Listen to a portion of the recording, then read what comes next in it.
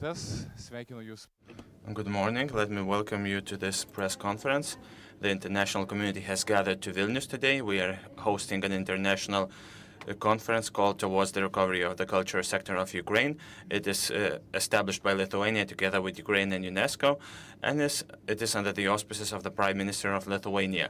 Today, Ministers of Culture of Ukraine and Lithuania, Assistant Director General for Culture of UNESCO, and the Mayor of Vilnius will share their ideas and statements about this conference, about the insights from the international community on hosting the recovery of the Ukrainian culture sector. First of all, we'll hear some statements, then we'll have time for questions and answers. The conference is held in Lithuanian, but interpreted simultaneously into Ukrainian and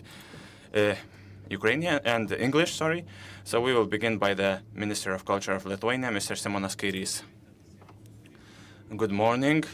I'm really glad to be here with these dignified colleagues of mine, like the the Minister of Culture of Ukraine, like the Assistant Director General for Culture, and the Mayor of Vilnius. It is a very significant event that is taking place here today. Yesterday we met all the delegations informally. We had some time to chat, but today we have gathered here with our main purpose, our main goal, to involve the culture as a separate dimension into the process of Ukrainian recovery. And as you well know, next week the Ukrainian Recovery Conference is taking place in Berlin. So the plan was that the international community should mobilize itself before the conference in Berlin to adopt the Declaration of Vilnius, to agree on certain directions and works. And this purpose to involve the Ukrainian culture into the whole context of recovery of Ukraine would be firmly established, and we would keep on track in the future in this regard. Because what Ukraine faces is not only physical aggression, not only bombs, guns, murder, but it is clear that another target is the culture of Ukraine. And while protecting the Ukrainian culture, we are taking care of peaceful world in the future. What is important to mention is that we are glad about the active participation of different partners and delegations when it comes to separate countries or international organizations. Representatives of 30 countries of the world are participating in this conference. More than 19 different international organizations. And it is clear that we're going to talk not only about the future by establishing this dimension of Ukrainian culture in the wider context, but even today certain countries will pledge certain things to help Ukraine.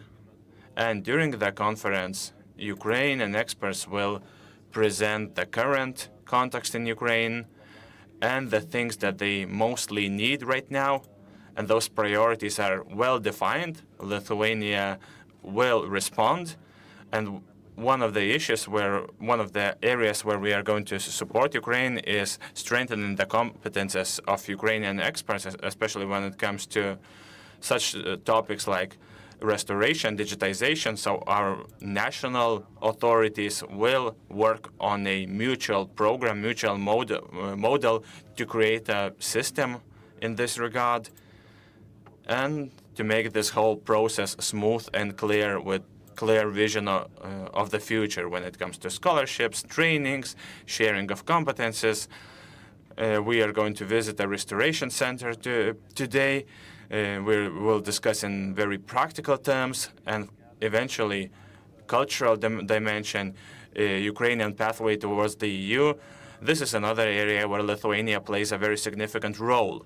Certain other pledges come from the Ministry of Foreign Affairs, for example, the special fund for Ukrainian culture, and the mayor of Vilnius is not only the host of this building, but he brings some news with him, which will be reflected in today's conference in terms of pledges that will be provided from the side of Lithuania.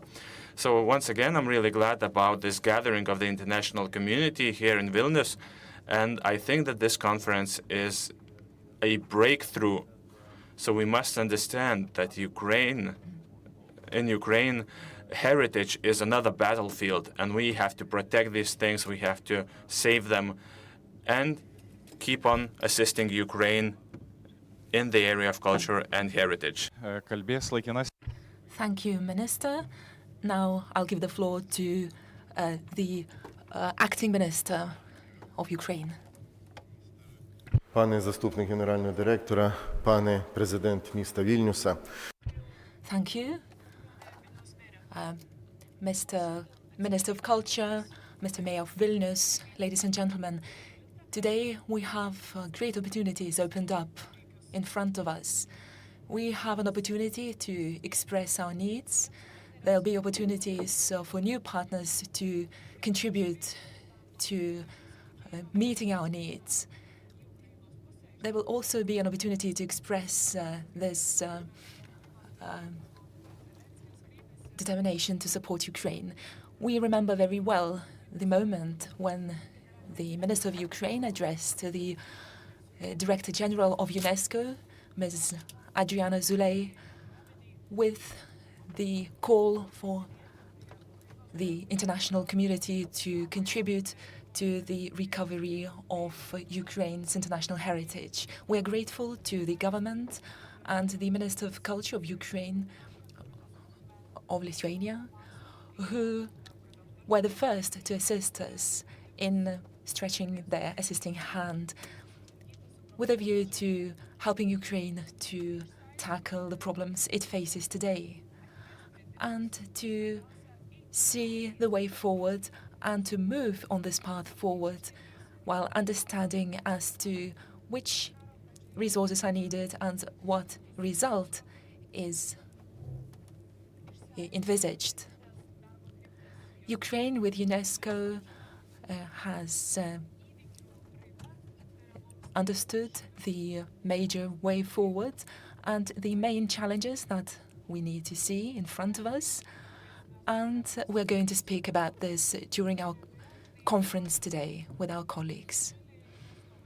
Undoubtedly, we can see the huge role of UNESCO in all the processes happening today in Ukraine and the processes that are going to happen in the future. The Prime Minister of Ukraine, Denis Shmyhal, is going to speak about several new initiatives with regard to our cooperation. We don't see other way forward for our development except for in partnership with the member states of the European Union and international organizations that support Ukraine today. At the same time, we need to understand that the international community needs to evaluate the actions committed by the aggressor, the Russian Federation, and not just in the context of military support. No doubt, these issues have to be tackled on the agendas of the international, cultural, and other organizations. So we call on you to pay particular attention to the following. That is, the maximum isolation of Russia from the processes taking part in the international cultural dimension, with a view to diminishing Russia's negative influence, and also with a view to decreasing those losses that unfortunately are taking place on the Ukrainian territory today, and supported by Russia's representatives in the international organizations and other international fora. Today we are going to speak about the specific ways where this international support from our international partners is going to be targeted.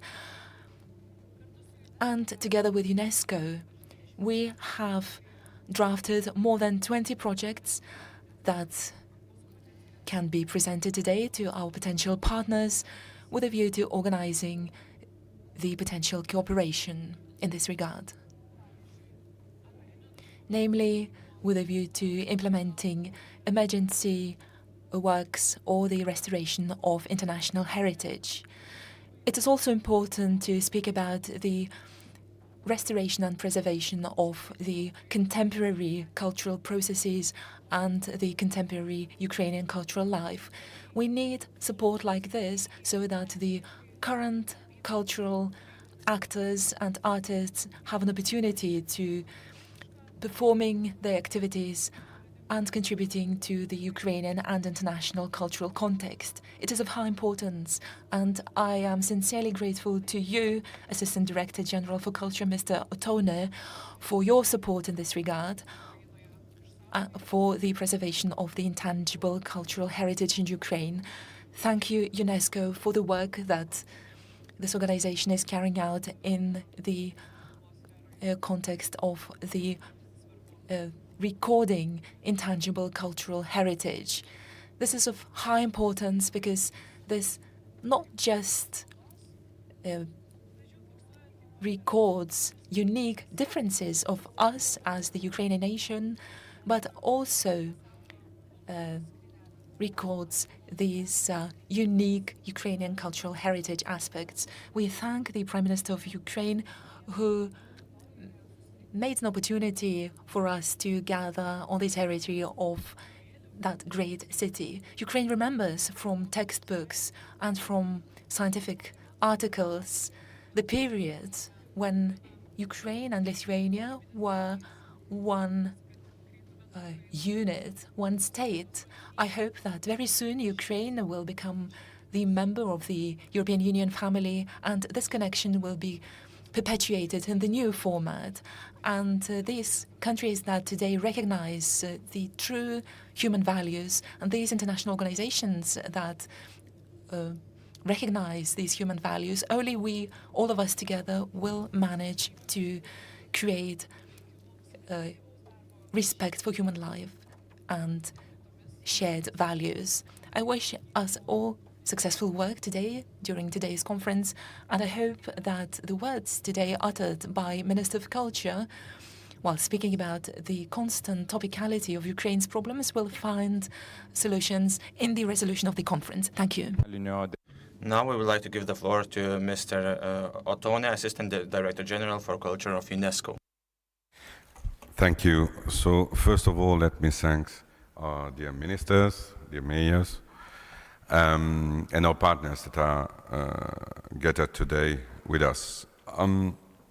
Why we believe that it's important what is happening today, and that will serve the Berlin conference.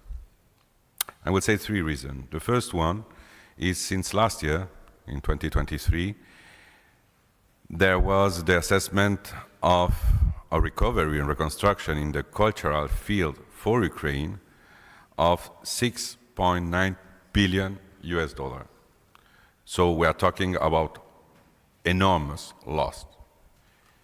It is important because until now, until the 5th June, UNESCO has been able to assess more than 400 verified monuments damaged. We are talking about religious sites, we are talking about buildings of historical value, about museums, about monuments, about libraries and archives.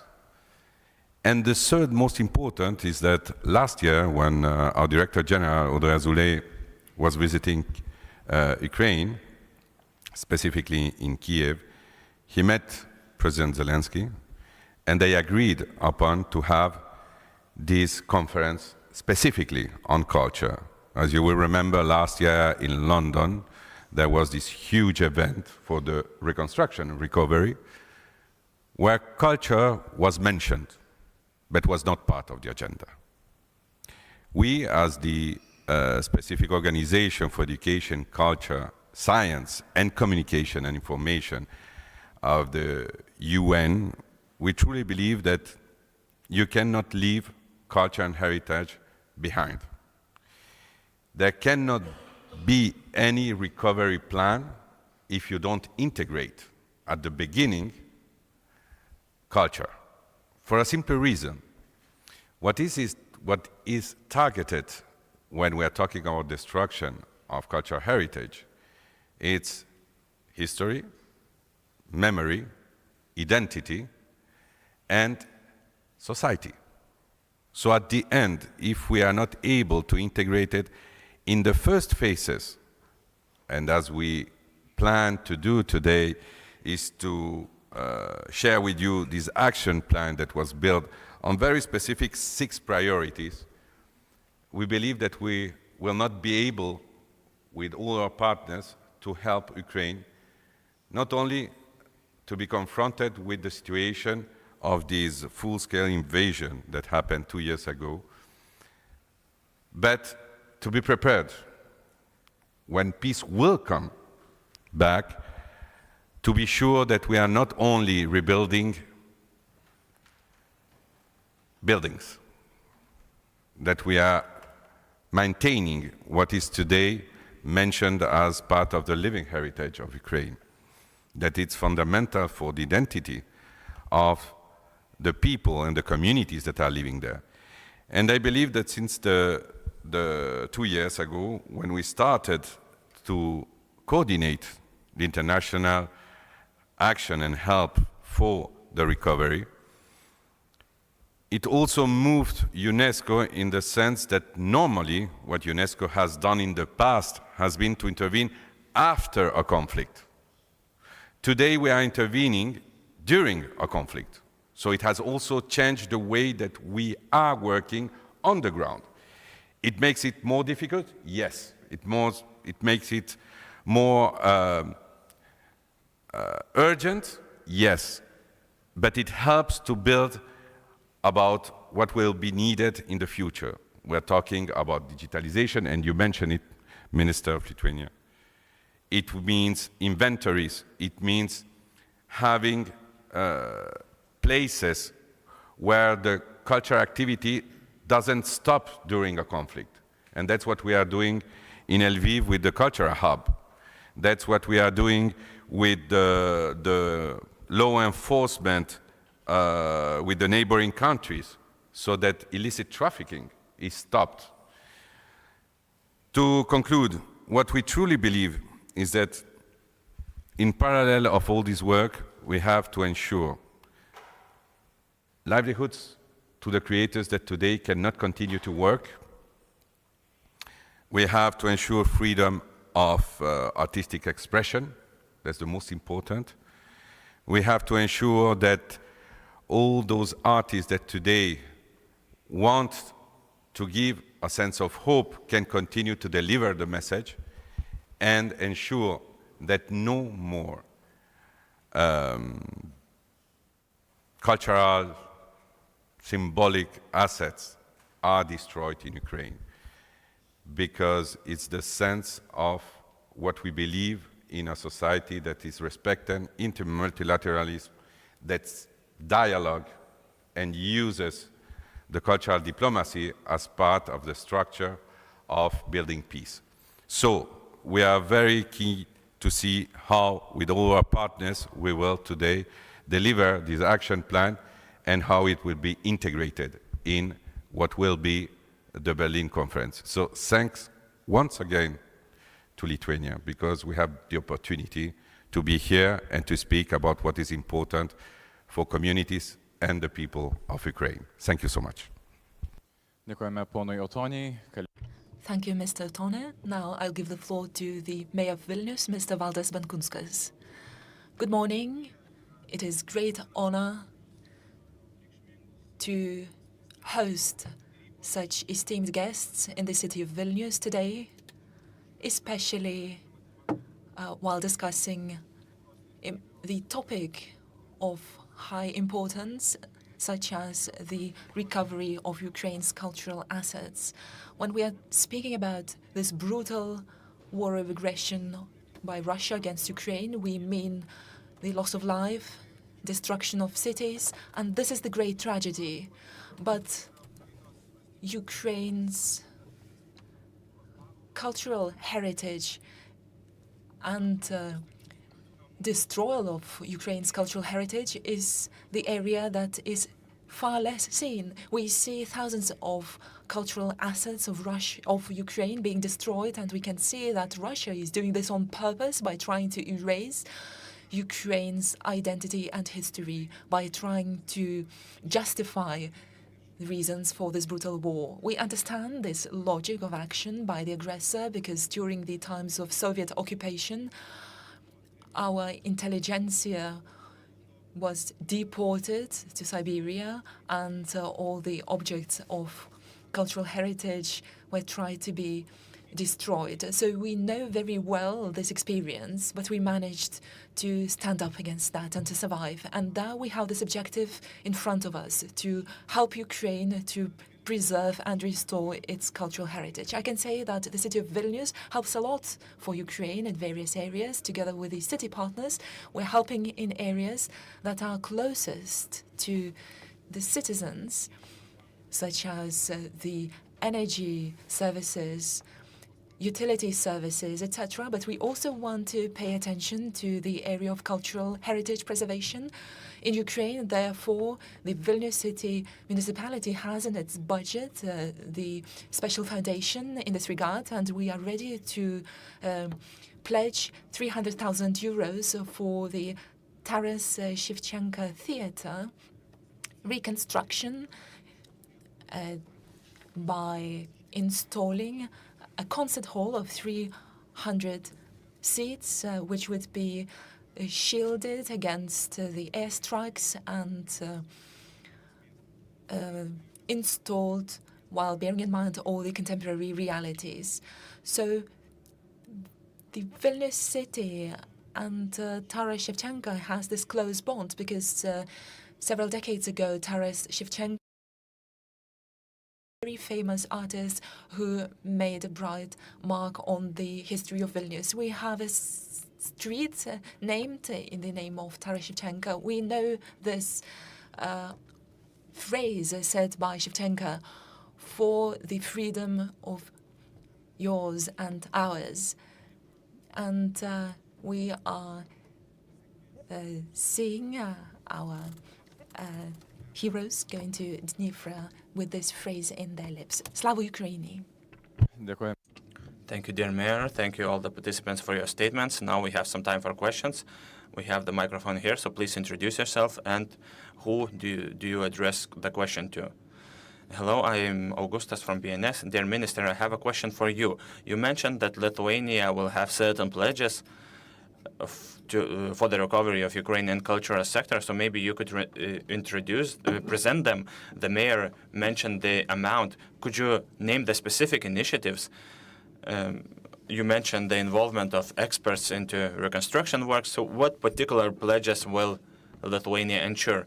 And another question, do you have a figure how many cultural values from Ukraine are being safeguarded in Lithuania during the wartime? Well, when it comes to certain figures of cultural assets being in Lithuania, I would have to clarify these figures. But when museums exchange certain exhibitions, different cultural values come here and they are being restored in our institutions. I want to emphasize the main objective is that the cultural dimension in the context of the recovery of Ukraine would be a systematic one, a systematic process. Because these single separate initiatives, well, there are many of them. And it's a good time to say thank you to our museums, to our libraries that reacted instantaneously, that sent power generators for Ukrainian cultural facilities, not to freeze during the winter time. And this was a way to help Ukraine. So among the priorities that are well defined, Lithuania is involved into expert collaboration, competence raising. We have estimated that restoring experts, scholarships, competence raising, training, when it comes to digitization, other areas, this program should cost us around 200,000 euros, and the Ministry of Foreign Affairs plans to send 200,000 euros to the special fund of assistance to Ukraine. But this is the current pledges. Other countries are planning to announce something similar. But the main object is Berlin. The main objective is a systematic recovery of Ukraine from the very first day, involving culture as a dimension in this whole process. And after the Berlin conference, when we come back to these issues, the contributions, not only from Lithuania, but from other countries as well, will be more directed, more oriented, more well thought. And as I have mentioned, we have a lot of separate initiatives, but we want to have a systematic approach. Dėkojame, tęsime klausimus. Thank you.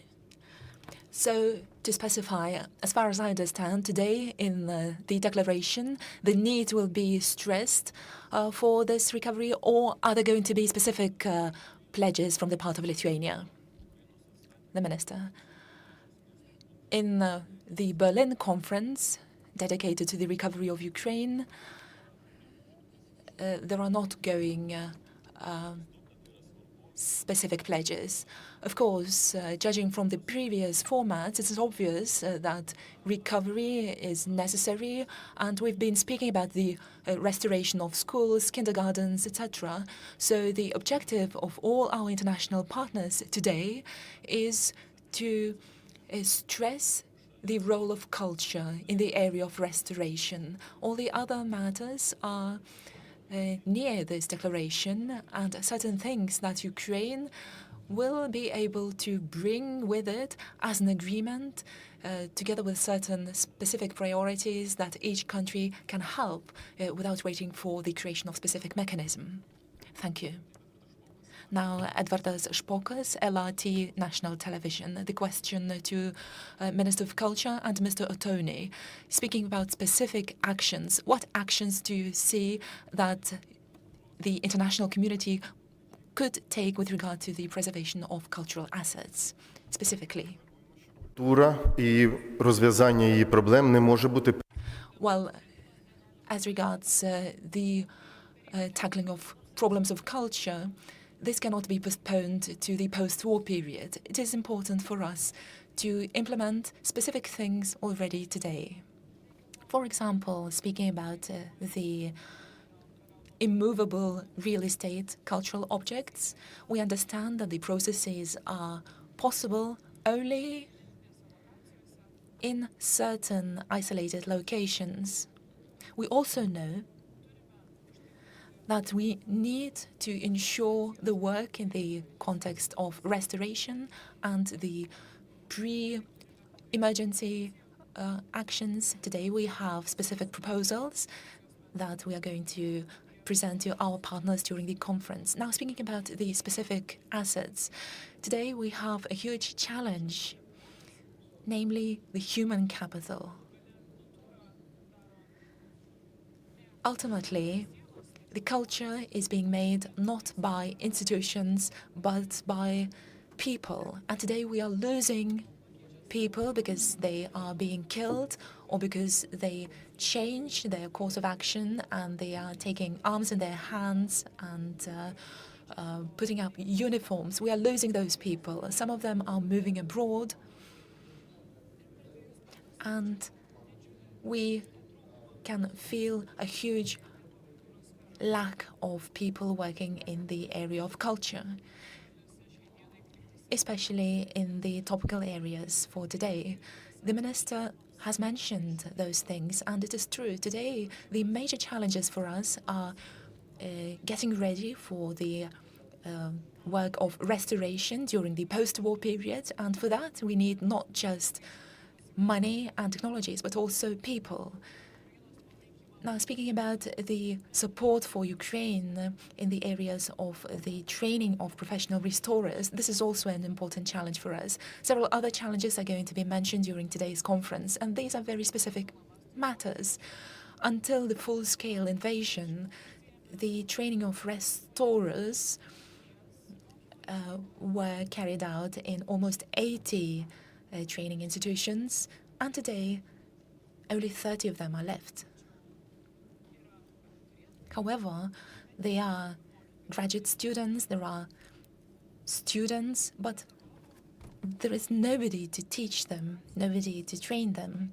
We need restoring experts. We need technologies that could be addressed to these needs. Our students can go for training to the international restoration centers, and these are specific things that we are ready to present today, and we are ready for support in this regard. Thank you. Українська редакція Литовського національного радіо і телебачення. У мене питання до пана Ростислава. Ви слушно зауважили про людські.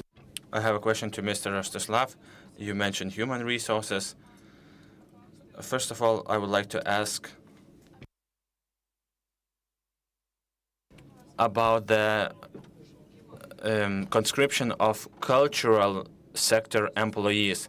Several people from theater world have been mobilized and are under military training. So how does the ministry is solving this issue? And another question, if you could please disclose the secret, which projects involving Lithuania are being carried out in the cultural sphere? Protection of cultural processes is protection of people, and we do understand that at least in the minimum we have to maintain the groups, the collectives that are safeguarding these processes. If it's a dance group, it is no longer possible to ensure the programs that were envisioned before. If it's theater, we have to find somebody who plays male roles. So currently, under the law, around 50% of males can be conscripted from the civil sector, and up to 50% of them can remain in this sector. So this is the maximum what we can do. And the respective procedural decisions are made by the authorities. Unfortunately, not every authority, not every institution, including municipalities, understand how important culture is for the future of the recovery. This is another challenge within our country, to prove to the national policy authorities how important culture is, because decision makers must understand this. In Ukraine, we are hosting discussions. What is more important? The military impacts or humanitarian impacts, so this is a very difficult balance, and decisions by the government is the only way out, and the only decision that matters, because culture is, of course, important. And without reducing the contribution of our armed forces, we must ensure the collective sustainability of culture. Also, floor to Mr. Ottone to answer the question. At national level on how it's worked, but on the other question, you know, in more than 75 years at UNESCO, we have learned how, as I mentioned before, proceed after a conflict. And with all these years of experience, we know what is missing when we have to recover, and why we need so much time after a conflict to put in place all the recovery action. And today it's very clear. What is happening right now on the ground means that if we don't do preventive action for the reconstruction or the recovery, it will be sometime too late, or it will take too much years, because we are talking about many, if not many decades to recover what has been destroyed. But the most important is, between the two questions that you asked, that as it was mentioned, a building can always be rebuilt. Maybe not with the same technique, maybe with not the same elements that was built, especially when they are ancient. But the sense of communion, of identity, of sharing the same values, if it's destroyed during a conflict, it's very complicated to rebuild it. So at the same time that today we are trying to prevent any other destruction, and that was what we did with the Blue Shield, with the 54 Convention of the Hague Convention, that is celebrating 70 years, is to ensure that there are not military uses for those buildings that are part of the Ukrainian heritage. is the same that we did when we understand that creativity has been put in danger because there are humanitarian and defense issues that needs artists also to be part of the defense, is to create these hubs that allows creators to continue to work. Because if you don't have creation, what will happen when the conflict will be over? Who will take in charge to maintain this spirit of the Ukrainian culture? When we're talking about magistrate to ensure and custom officers in the neighboring countries, is because we need to do capacity building so that all the objects and cultural elements doesn't flee from the country, because then we have to go to return and restitution, and we know the history of return and restitution. It can take hundreds of years to recover what has been looted or stolen. So today what is important is to look at the action that are happening right now. The action plan is very clear in what field we have to tackle right now and to build upon international solidarity. And that's what we intend to do. And I believe that when I heard the action, well, how many money will be put by a country specifically? It's not the individual support, it's how collectively we are able to build on fundraising, on action plan, and on deliver. Pone ministre, 20 sekundžių. Labai trumpas Dear Minister, 20 seconds. Yes, a quick answer. Another great example is the Lithuanian Association of Architects that won the Creative Europe project for a program that is aimed fully at Ukraine, and this involved international leadership. It supports other countries to get prepared for restoration processes, especially when it comes to cultural heritage, certain urban things. So we have to get ready on our way there and use all these competences and programs. Thank you, dear Minister. Thank you all the participants. Thank you for the questions. And we will begin the conference soon. And the press conference is considered over. Thank you.